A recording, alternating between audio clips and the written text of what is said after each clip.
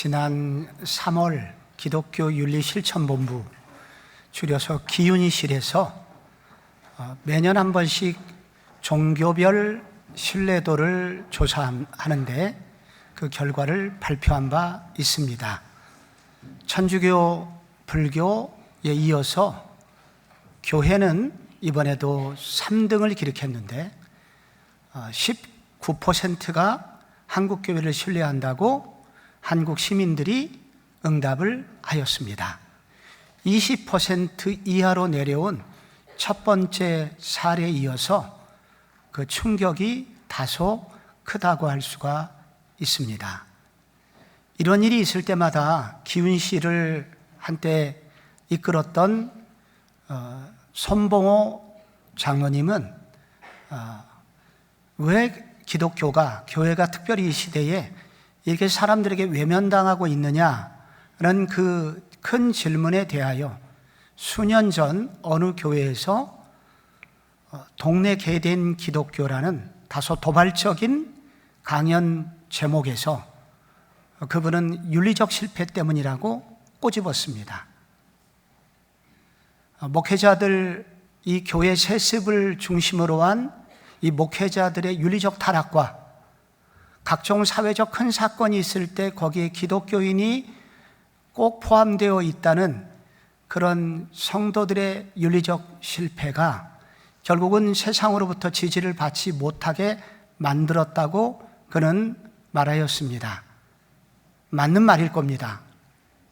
그런데 사실 이 윤리적 실패가 교회만 있을까요? 천주교인들은 죄를 안 짓고 그리고 불교인들은 죄를 짓지 않을까요? 다 죄를 짓습니다. 제가 보기에 제가 코로나 때를 경험으로 볼 때 이런 일이 왜 기독교가 유독 이렇게 신뢰도가 낮아진 이유는 기독교가 제1위 종교이기 때문이다 라고 말할 수 있습니다. 이 서울시에서 사찰의 수보다 교회의 수는 10배가 많습니다. 실제적으로 교회는 매주 이렇게 모이지만 이 절에서는 1년에 한두 번 모이게 되죠. 그러니 코로나가 교회에서 자주 발생할 수밖에 없고, 마찬가지로 그 같은 비율로 죄 짓는 사람도, 문제를 일으키는 사람도 그만큼 많다는 것입니다.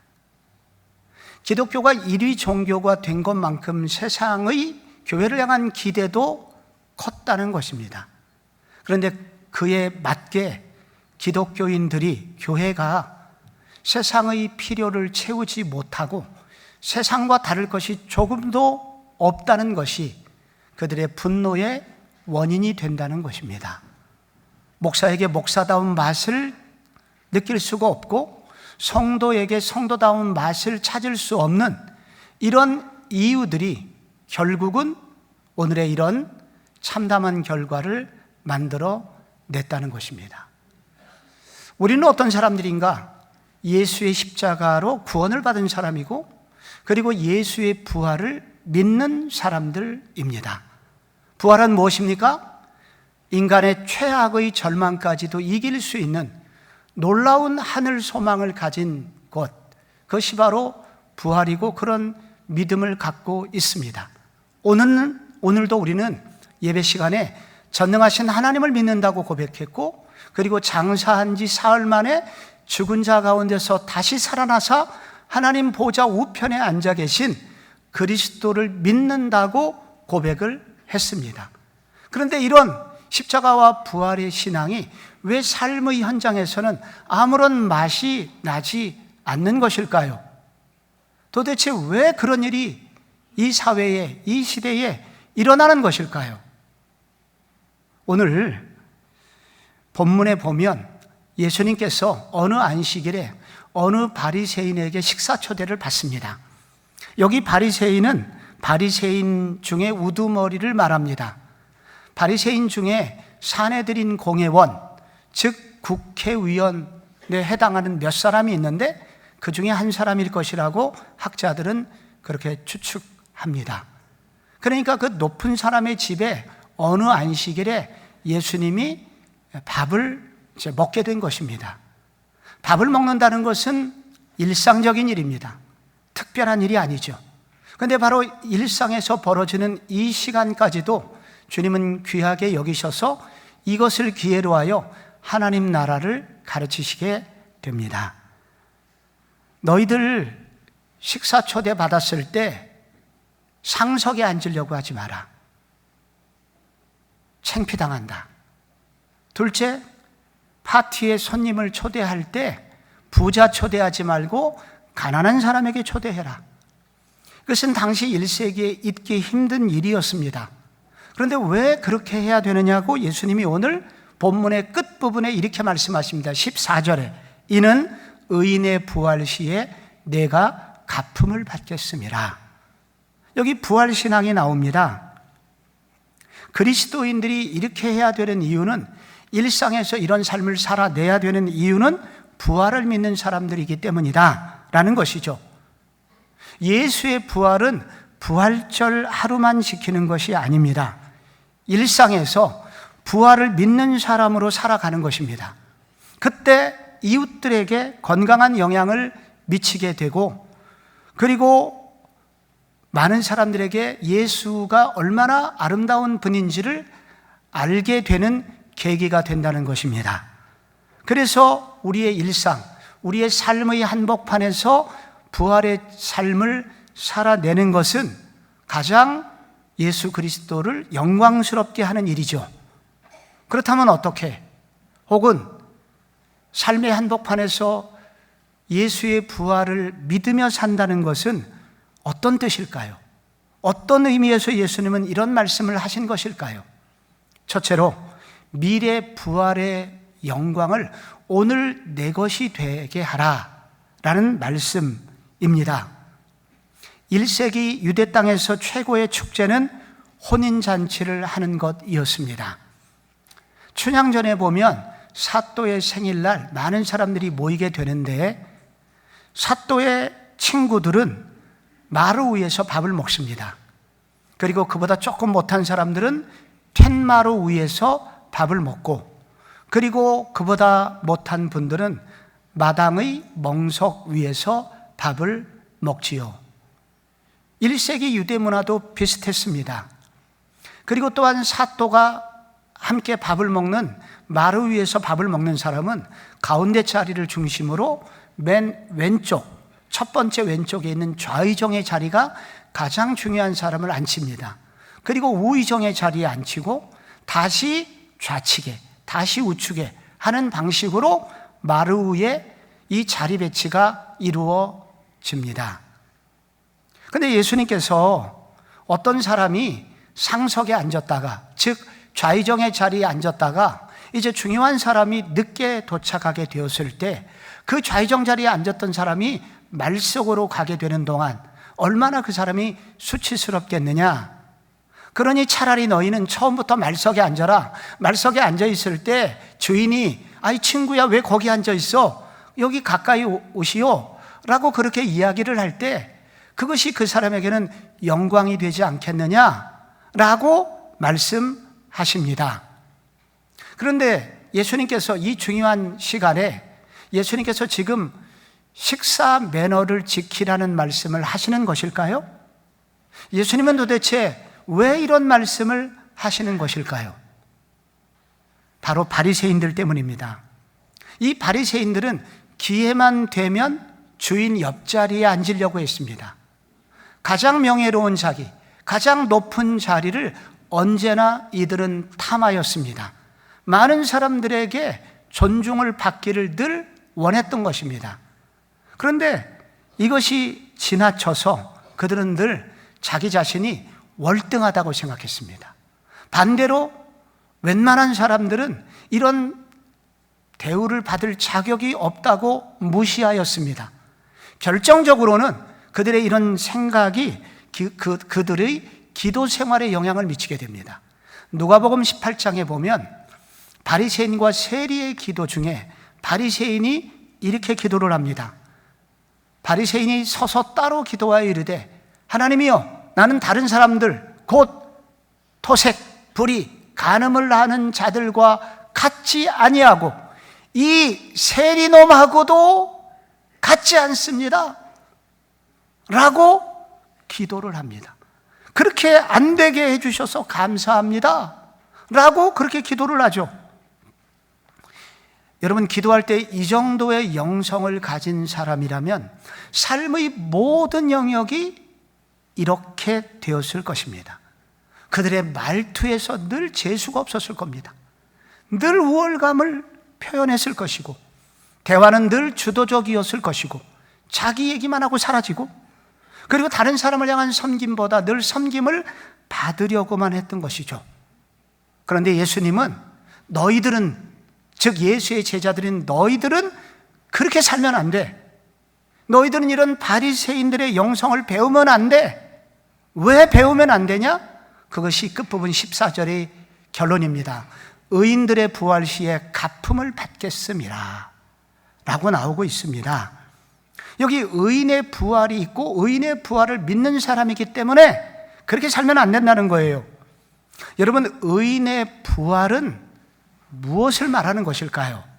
이것은 바로 예수님 다시 오실 때 우리 성도들이 가지게 되는 몸의 부활을 설명하는 것입니다. 예수 믿는 사람이 죽는 순간 이 우리의 육신은 화장터로 가지만 우리의 영혼은 즉시 천국에 갑니다.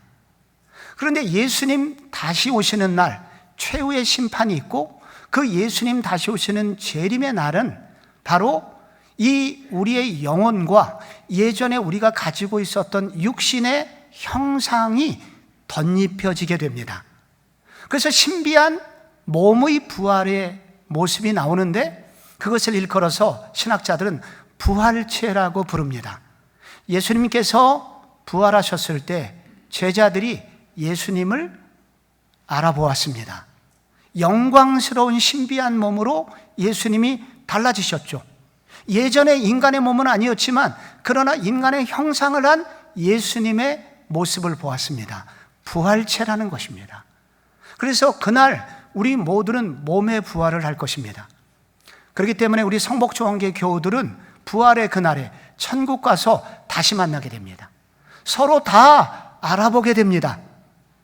이것을 몸의 부활이라고 합니다. 몸이 부활하기 때문에 그날 우리는 가장 영광스러운 모습으로 부활을 합니다. 요즘 세상은 얼짱의 시대고 몸짱의 시대입니다.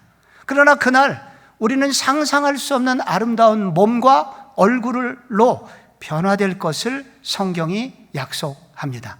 빌립보서 3장 21절이 그걸 설명해요. 그는 만물을 자기에게 복종하게 하실 수 있는 자의 역사로 우리의 낮은 몸을 자기 영광의 몸의 형체와 같이 변하게 하시리라. 놀라운 얼굴의 변화, 몸의 변화가 일어납니다. 그런데 동시에 그뿐 아니라 놀라운 자리의 권세가 주어집니다. 계시록 3장 22장 5절에 보면 다시 밤이 없겠고 등불과 햇빛이 있을 데 없으니 이는 주 하나님이 그들에게 비치심이라. 그들이 세세토록 뭐하리니? 왕노릇하리니. 이것은 예수님처럼 놀라운 통치권을 가지게 된다는 뜻입니다. 그래서 우리는 어떤 한 지역의 어떤 위원 정도 되는 것이 아니라 이것은 한 행성 정도, 지구와 혹은 화성 이런 것들이 한 행성 정도를 하나씩 책임 맡아서 통치하는 정도의 놀라운 권세, 상상할 수 없는 그런 자리의 권세를 주신다는 것입니다. 우리 성도에게 몸의 부활이 있어요. 그래서 몸의 부활을 믿기 때문에 우리는 다르게 살아야 된다. 이것이 정말일까요? 이것이 너무 먼 미래의 이야기일까요? 그것을 확실히 하시기 위해서 하나님은 우리가 예수 믿을 때 성령님을 보증금으로 주셨다고 합니다. 이것이 에베소서 1장 13절에 나옵니다. 성령에 관한 약속인데 1장 13절 중간에 너희들이 믿어 약속의 성령으로 인치심을 받았으니, 그리고 14절에 이는 우리 기업의 보증이 되사 그 얻으신 것을 속량하시고 그의 영광을 찬송하게 하려 하심이라. 우리가 예수 믿을 때 우리 스스로 믿을 수 있는 것이 아닙니다. 바로 성령님께서 믿도록 도와주셨기 때문이고, 예수를 믿는 순간 성령님께서 우리에게 도장을 찍습니다. 너는 하나님의 자녀야.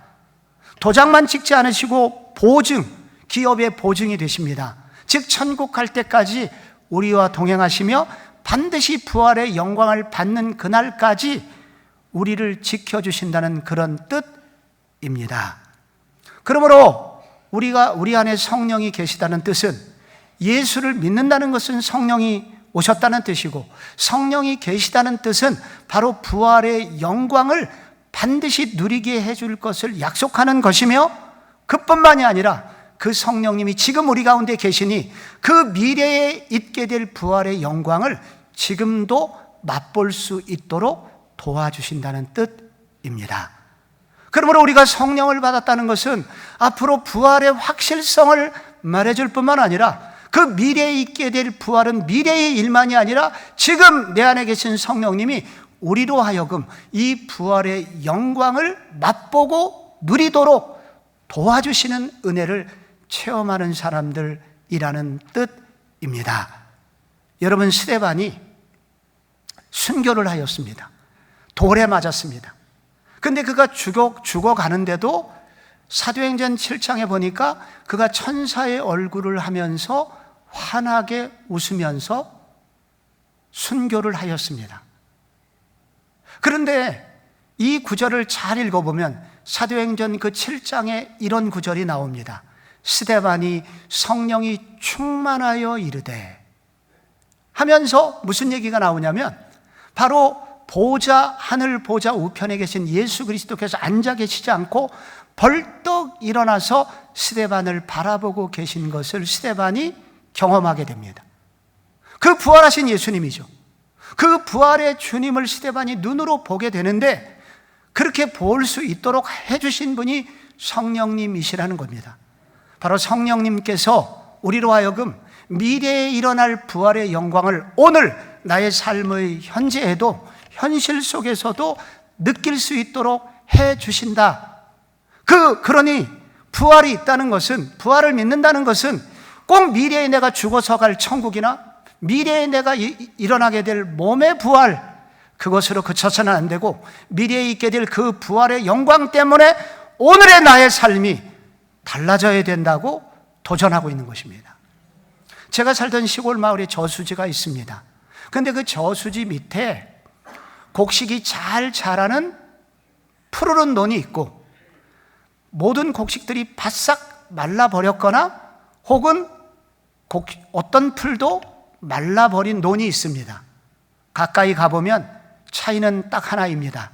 주인이 저수지의 물을 끌어다가 그 논에 그래서 물이 철철 넘치는 곳은 곡식이 자라지만, 주인이 방치하여 물을 대지 않은 곳은 다 식물들이 말라버립니다. 우리는 하늘의 놀라운 영광스러운 부활의 복음을 가지고 있습니다. 부활의 영광이 바로 우리에게 풍성한 은혜가 우리에게 주어졌습니다. 그런데 어떤 사람은 왜 충만하고 어떤 사람은 왜 이렇게 시들어 있을까요?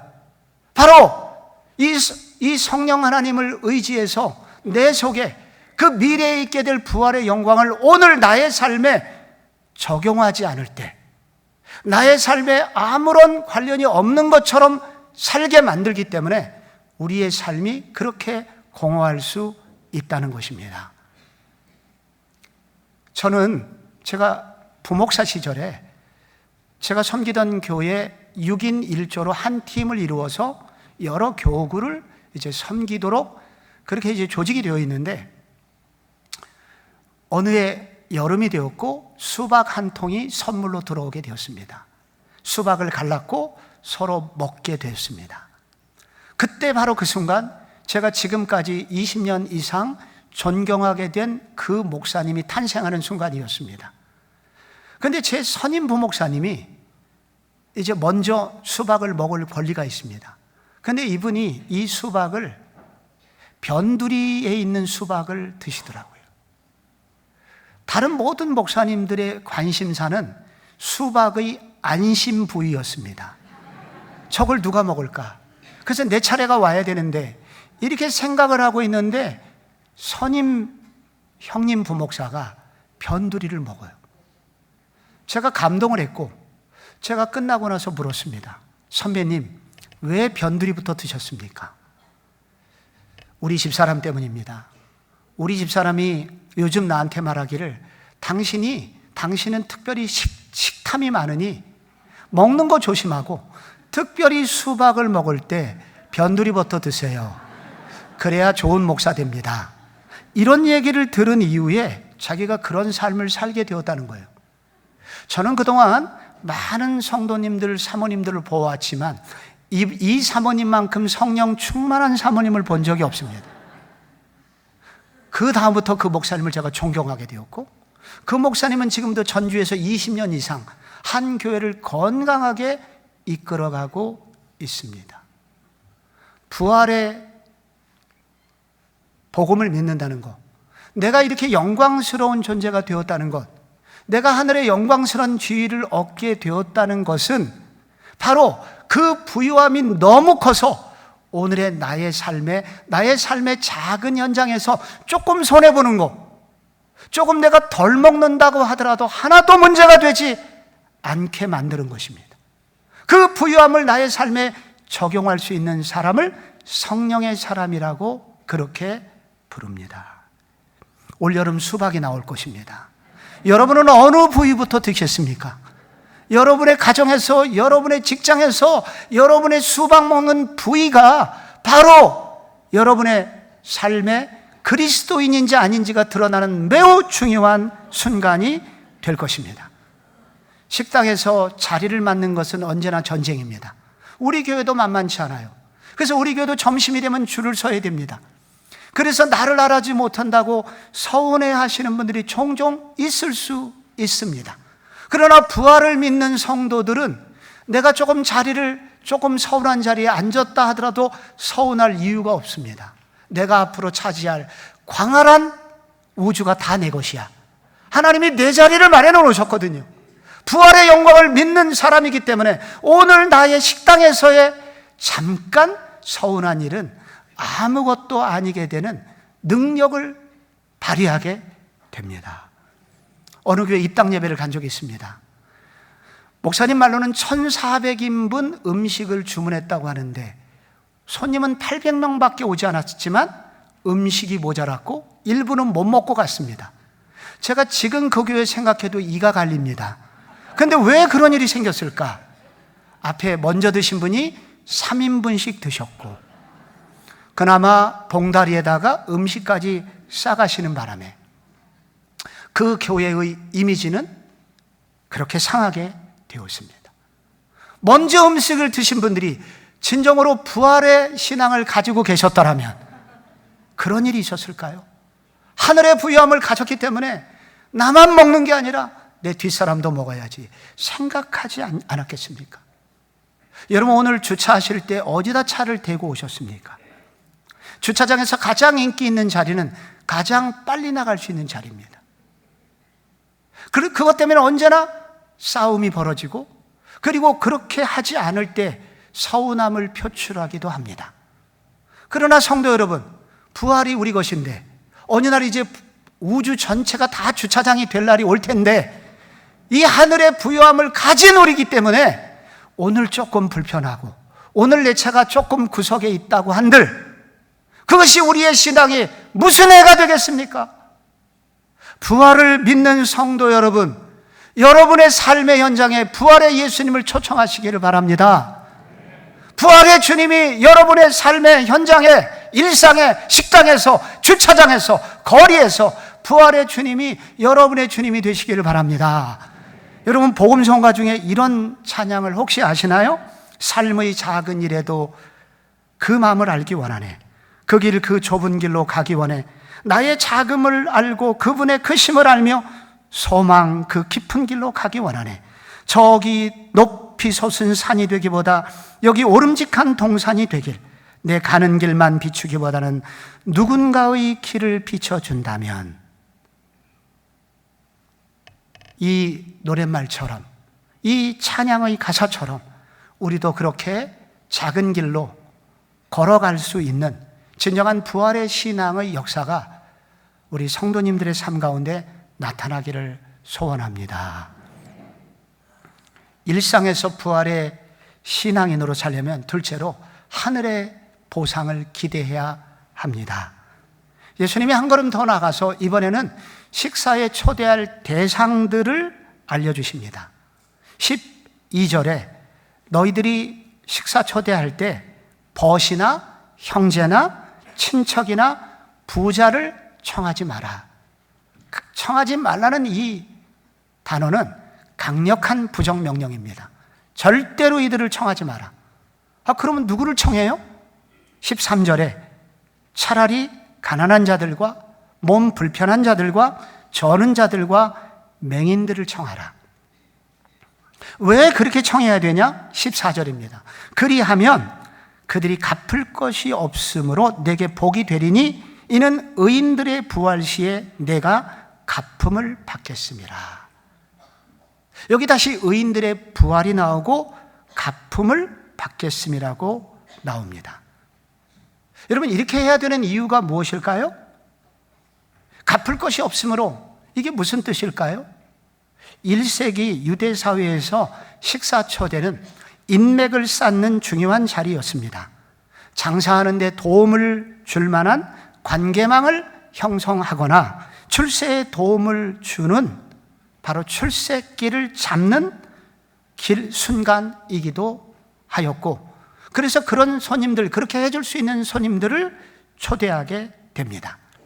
눈으로 보이는 것을 얻지 못한다 하더라도 눈에 보이지 않는 명예를 높여줄 목적으로도 손님을 초대하였습니다. 목사인 저만 해도 우리 교회 50주년 기념 예배 영상을 찍을 때 이찬수 목사님이나 총신대 총장님이나 이런 분들을 영상에 모셨습니다. 제 속으로 노리는 것이 있습니다. 야, 우리 목사님 굉장하네. 저런 사람들하고 친한가 봐. 이게 보이지 않는 보상입니다. 그래서 그들은 부자나 그리고 명예를 높여줄 수 있는 사람들을 초대하였습니다. 한마디로 이것을 보상 문화라고 합니다.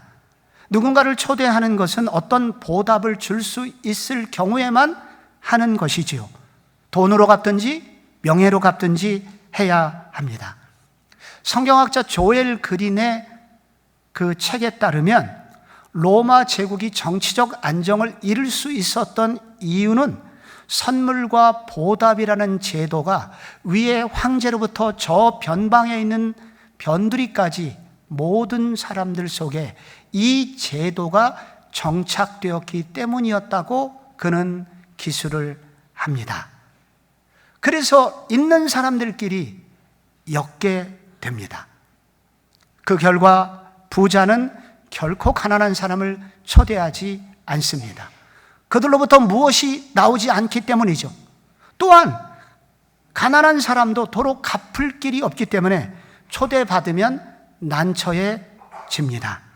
그래서 결국 가난한 자들은 그 가난을 벗어날 수 있는 관계망에서 영원히 소외되게 됩니다. 근데 예수님은 오늘 부자를 초대하지 말고 가난한 자를 초대하라고 하십니다. 왜? 부활을 믿기 때문에. 도대체 부활의 날에 무슨 일이 일어나는 것일까요? 고린도전서 4장 5절에 나옵니다. 그러므로 때가 이르기 전 주께서 오시기까지 아무것도 판단하지 말라.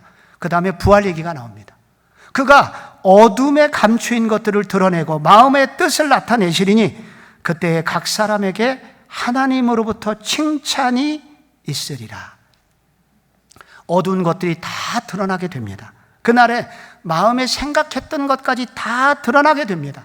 바로 하나님의 심판이 있을 것이고 그 심판의 결과 그 모든 것을 종합해서 죄인은 벌을 받고 의인은 칭찬을 받을 것이다. 그 심판의 날에 아주 중요한 행사가 있을 것입니다. 가난한 자들에게 베푼 사람들에게 특별상이 주어지게 됩니다. 왜냐하면 잠언 19장 17절의 내용 때문입니다. 가난한 자를 불쌍히 여기는 것은 여호와께 구워드리는 것이니 그의 선행을 그에게 갚아주시리라. 갚을 것이 없는 자에게 구워주는 것은 왜 하나님께서 상을 주실까요? 그들은 그들의 진정한 아버지가 하나님이시기 때문이라고 말씀하고 있는 겁니다. 신명기 15장이 그거를 강조합니다. 너희들이 앞으로 가나안 땅, 내가 너희에게 준 땅에 들어가거든 8절에 가난한 자들에게 주라. 반드시 내 손을 그에게 펴서 그에게 필요한 대로 쓸 것을 넉넉히 구워주라 말합니다. 그냥 주라고 하지 않고 구워주라고 합니다. 반드시 그렇게 꼭 구워주라라고 강조합니다. 그럼 그들이 못 갚을 텐데 구워주라고 합니다. 반드시 내가 갚을 것이기 때문에 라는 전제가 들어 있습니다. 그래서 이것이 1세기 유대인들에게는 충격이었습니다. 세상에서 듣도 보도 못한 일이거든요. 그런데 이렇게 말씀하신 이유는 바로 주의 제자들은 이 길을 걸어가야 되기 때문입니다. 예수의 제자로 삶을 산다는 것은 바로 세상과 다른 방식을 선택하는 것이며 다른 삶의 방식으로 살아가는 것이기 때문이라고 말씀하고 있는 것입니다. 이것이 1세기에 많은 사람들에게 충격을 주었고 이것 때문에 1세기 교회가 대부흥의 역사가 일어나게 되었다고 말합니다. 사도행전 2장에 보면은 2장 43절에 사람마다 두려워하는데 그것은 바로 사도들을 통해서 많은 기사와 표적이 나타났기 때문이라고 합니다. 근데 더 놀라운 것은 믿는 사람들이 은혜를 받아서 물건을 자기 거라고 여기지 않고 다 팔아가지고 가난한 사람들에게 나눠주는 일들이 일어나게 됩니다. 그때 47절에 하나님이 찬송을 받고 온 백성에게 교회가 칭송을 받으니 주께서 구원받는 사람들을 날마다 더하게 하시니라 말씀하고 있습니다. 사람들이 한편으로는 두려워하고 한편으로는 교회를 칭송하게 됩니다. 이 매력이 수많은 사람들을 교회로 오게 하는 대부흥의 원동력이 되었다는 것입니다. 뉴욕 리디머 교회를 설립하시고 수년 전 천국에 가신 팀 켈러 목사님이 일과 영성이라는 주제로 강연을 할 때면 꼭 이 사람 얘기가 등장합니다. 자기 교회의 어느 날 증권회사에 다니는 한 자매가 새신자로 등록을 했습니다. 왜 등록했냐고 물으니 자기 회사 직장 상사 때문이었다고 고백을 합니다. 이분이 증권회사에서 큰 자기가 의도하지 않게 사고를 치게 됩니다. 그래서 많은 손실을 회사에 떠넘기게 되었고 그 결과 징계위원회가 열리게 됩니다. 그런데 그 징계위원회 자리에서 자기의 직장 상사가 이 모든 것이 자기 잘못이라고 말을 해주는 바람에 바로 이 자매가 해고의 위기에서 생존하게 됩니다. 일이 마친 다음에 그분을 찾아갑니다. 부장님, 도대체 왜 그러셨어요? 왜 그렇게 위험한 일을 하셨어요? 그랬더니 그 부장님이 말씀하십니다. 저도 사실 한때 파산의 위기를 당한 적이 있었습니다. 그런데 그때 저의 모든 파산을 빚을 갚아준 분을 제가 만나게 되었고 그 은혜가 기억나서 오늘 저도 그렇게 한 것입니다. 부장님, 그분 우리 회사 다니시나요? 아닙니다. 우리 회사 다니지 않고 제가 믿고 있는 구세주 예수 그리스도이십니다. 이 자매가 충격을 받았고 도대체 예수님이 누구고 예수를 믿는다는 것은 도대체 무엇인가? 라고 도전을 받아 이분이 다니는 교회에 등록을 하게 되었다고 고백을 합니다. 우리의 일상에서 부활신앙으로 살아간다는 것은 무엇일까요? 내가 꼭 도로 받을 곳, 계산을 해서 내가 꼭 돌려받을 곳에 투자하는 것이 아니라 전혀 돌려받을 수 없는 곳에 투자하는 삶, 즉 하나님께서만 주실 수 있는 하늘의 보상을 기대하면서 신뢰하면서 살아가는 삶, 그것이 바로 성도의 마땅한 삶이어야 한다. 그러니 식사 자리에 초대할 때 여기 친척들 초대하지 말라는 얘기가 아니라 세상의 보상 윤리를 초월하여 살아라. 내가 베풀었으니 다음에는 네 차례야. 이렇게 계산적으로 삶을 살지 마라. 결혼식, 장례식 부존했으니까 너도 나한테 갚아야 돼. 혹은 돌려받지 못할 것은 찾아가지 않는 것이 세상이라면 그 반대로 살아라. 고아원 찾아가서 라면 한 박스 주면서 사진 찍는 짓 하지 마라. 무엇이든지 손해볼 것 같은 곳, 돌려받을 수 없는 곳에 하늘의 보상을 바라보고 투자해라. 왜? 그것이 바로 의인의 부활을 믿는 사람들이기 때문이라는 것입니다. 마지막으로 삶의 일상에서 부활신앙인이 되려면 삶의 이 작은 현장을 통해서 이루실 하나님 나라를 생각하라고 도전합니다. 예수님이 왜 식탁에서 일어나는 사소한 일을 왜 이렇게 길게 설교를 하는 것일까요? 성경에서 이 잔치와 식탁은 하나님 나라가 완성될 때 일어나는 기쁨, 하늘나라의 기쁨을 상징하는 가장 중요한 표현이기 때문입니다. 마치 명절이 되면 모든 자녀들이 함께 모이게 될 때 부모에게 최고의 기쁨이 되는 것처럼 하나님 나라가 완성이 될 때, 예수님 재림하시게 될 때 가난한 자와 부자가, 배운 자와 덜 배운 자가, 그리고 화려했던 자와 화려하지 못한 모든 자녀들이 구원을 받아 함께 하나님 나라에서 그 하늘 식탁에서 함께 하나님과 함께 식사를 하게 될 그 기쁨의 모습이 천국의 모습이기 때문입니다. 그래서 예수님께서도 마지막 제자들하고 헤어질 때 성만찬을 하시고 헤어지면서 내가 하나님 나라가 완성되어서 너희들하고 밥을 먹는 날이 오기 전까지 세상에서 나오는 포도주 가지고 더 이상 잔치하지 않을 거야 라는 말씀을 하신 것입니다. 그런데 여러분, 이 놀라운 복음서를 누가 쓰고 있습니까? 우리가 읽은 복음서가 어디에 나옵니까? 누가복음에 나옵니다. 이 누가복음의 저자인 누가는 AD 50년경에 바울의 제2차 전도여행 시기에 바울을 만난 이후에 약 15년간 바울과 같이 선교여행을 다닙니다. 그리고 바울이 죽고 난 후 10년 후 약 AD 75년경에 오늘의 누가복음을 쓰게 됩니다. 많은 자료를 조사해서 누가복음을 쓰게 되죠. 그러니까 예수님 이게 돌아가신 지 약 45년 후에 바로 이 복음서가 나오게 되는 거예요. 그런데 그 역사를 추적하면서 이 누가가 쓰다 보니, 여러분, 누가는 이미 어떤 상황이냐면 이미 많은 이방인들에게 복음이 전해져서 교회가 생겨가지고 고린도전서 12장 13절이 완성이 된 겁니다.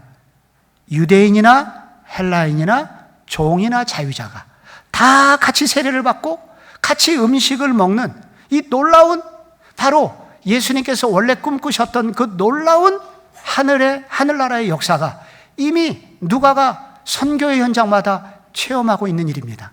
그런데 40년 전에 돌이켜서 바리새인들의 일을 추적해서 조사를 하다 보니 그들이 너무 답답한 겁니다. 아니, 어떻게 바리새인들은 예수님의 이 놀라운 큰 그림을 조금도 눈치채지 못하고 어떻게 밥 먹는 거 하나, 누가 먼저 밥 먹느냐 하나에만 관심이 있었을까? 그러니 성도여, 우리가 삶을 살아갈 때 하나님이 우리를 통해서 이루실 놀라운 꿈을, 우리의 삶의 작은 일을 통해서도 꿈을 좀 꾸어라. 하나님이 이루실 거대한 하늘 작품 속에 내가 들어있다는 생각을 하면서 살아라 라고 도전을 하고 있는 것입니다. 지난주 성북구 교회 앞에 부활절 연합 예배가 우리 교회 본당에서 있었습니다. 10개 교회 찬양대가 참여를 하였고 그 외에 참여하지 않은 17개 교회의 목회자들이 함께 오셔서 찬양을 함께 불렀습니다. 근데 제가 매년 이 행사를 다른 교회에서도 참여할 때마다 늘 아쉬움이 있었습니다. 왜냐하면 찬양대가 있는 큰 교회 위주로 그들만의 리그처럼 이렇게 그리고 위주였고, 그리고 찬양 콘테스트를 하듯이 누가 잘하냐 하는 느낌을 지울 길이 없었기 때문입니다.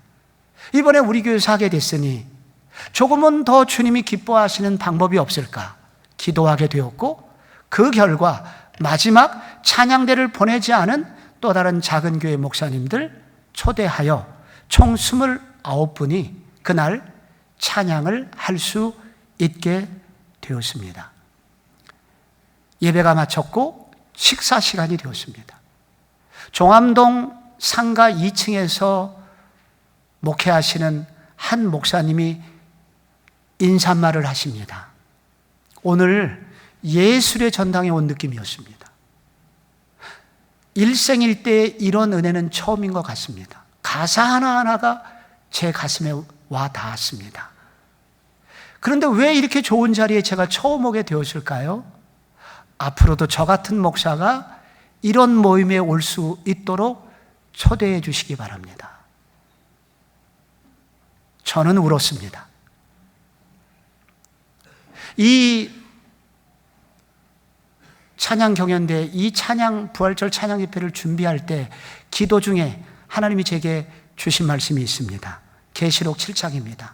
각 나라와 족속과 백성과 방언에서 아무라도 능히 셀 수 없는 큰 무리가 손에 종려나무 가지를 들고 흔들면서 보좌에 계신 하나님과 어린 양께 구원이 있도다 라는 그 구절을 하나님이 생각나게 해 주셨습니다.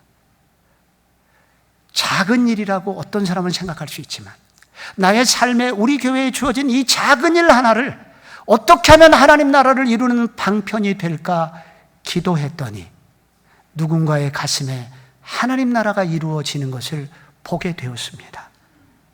성도 여러분, 부활절은 부활절 하루만 있어서는 안 됩니다. 그 부활의 예수 때문에 우리의 식탁이, 그리고 우리의 직장 생활이, 그리고 우리가 섬기는 삶의 구석구석에 이 부활의 신앙이 스며들게 되어 우리 주님이 영광 받으시게 해야 합니다. 살아있는 부활신앙인 그 모습이 여러분 속에 충만히 나타나시기를 예수님의 이름으로 축원합니다.